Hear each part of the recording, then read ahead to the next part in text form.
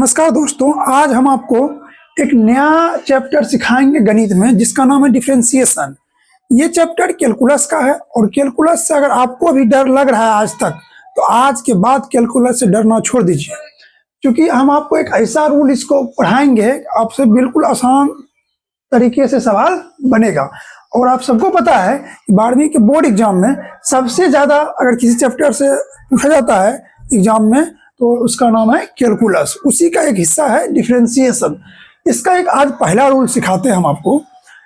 कहता है कि ये बिल्कुल मूर्खवा नियम है, बिल्कुल मूर्खवा मेथड है। कहता है कि अगर एक्सपोनेंशियल टर्म हो तो पहले एक्सपोनेंशियल टर्म का डिफरेंशिएशन निकालेंगे, उसके बाद होल पावर का डिफरेंशिएशन निकालेंगे। देखिए, तो एक्सपोनेंशियल है क्या? एक्सपोनेंशियल मतलब होता है ई। एक्सपोनेंशियल मतलब क्या होता है? ई। छोटी एबीसीडी में जो ई आता है इसी को कहते हैं एक्सपोनेंशियल। ठीक है, दुनिया में कहीं भी अगर डिफरेंशिएशन निकालने के लिए बोला जाए, किसी का भी डेरिवेट निकालने के लिए बोला जाए और अगर उसमें एक्सपोनेंशियल हो तो सबसे पहले किसका निकालेंगे? एक्सपोनेंशियल का निकालेंगे। जैसे आप क्वेश्चन देख लो, हम आपको एक क्वेश्चन लेके दिखाते हैं। जैसे क्वेश्चन है d(e⁻x) बटे dx। ठीक है, अब देखिए ध्यान से, ex का मतलब होता है कि x के रिस्पेक्ट में डिफरेंशिएशन निकाल रहे हैं। यदि आपको इसका थ्योरी नहीं पता तो हम आपको समझाते हैं। यदि कोई फंक्शन दिया हो, जैसे फंक्शन दिया हो 5x + 4, ये कोई फंक्शन हो, फलन हो, फंक्शन या फलन जो लीनियर क्वाड्रेटिक के रूप में हो या क्वाड्रेटिक इक्वेशन के रूप में हो, इसी को फंक्शन कहते हैं। और यहाँ जो x है इसको वेरिएबल कहते हैं दोस्त। और वेरिएबल जो होता है, वेरिएबल का मीनिंग होता है जिसका मान बदलते रहता है। ठीक है, x का मान बदलते रहता है। आप ही कभी मान लोगे x बराबर 100, कभी मान लोगे 1000, कभी 1 मान लोगे, तो इसका मान बदलते रहता है, निश्चित नहीं होता है। तो ये हुआ वेरिएबल। ठीक है, तो हम लोग जो डिफरेंशिएशन निकालते हैं वेरिएबल को देख के निकालते हैं। यदि आपको सवाल में कभी भी नहीं बोला जाए कि किसके रिस्पेक्ट में डिफरेंशिएशन निकालना है, हमेशा x के रिस्पेक्ट में निकालेंगे। हम लोग यहाँ x के रिस्पेक्ट में डिफरेंशिएशन निकाल रहे हैं। ठीक है, और ध्यान रखिएगा कि एक्सपोनेंशियल का डिफरेंशिएशन एक्सपोनेंशियल ही होता है, चाहे इस पे पावर कुछ भी हो, x हो या x⁻2 हो, कुछ भी हो, इसका डिफरेंशिएशन यही होता है।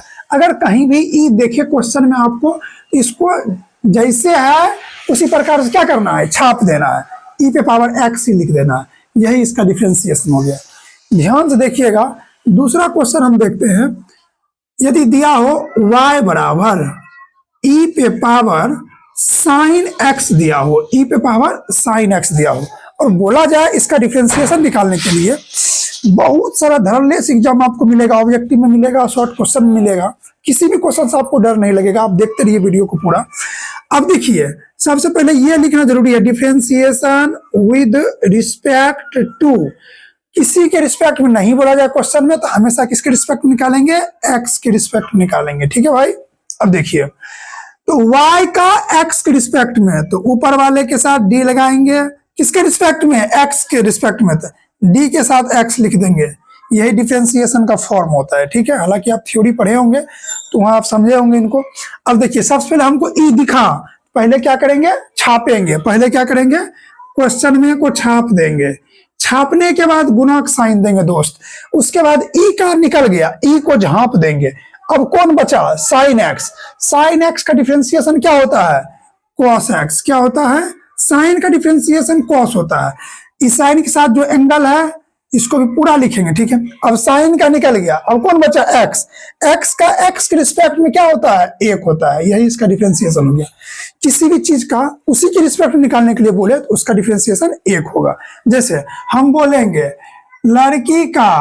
लड़की के रिस्पेक्ट में डिफरेंशिएशन क्या होगा? 1 होगा। हम बोलेंगे पंखा के रिस्पेक्ट में डिफरेंशिएशन क्या होगा? 1 होगा। ठीक है, तो आप यहां तक सीखिए। ठीक है, इससे आगे हम आपको अगले लेक्चर में क्वेश्चन सॉल्व करवाएंगे।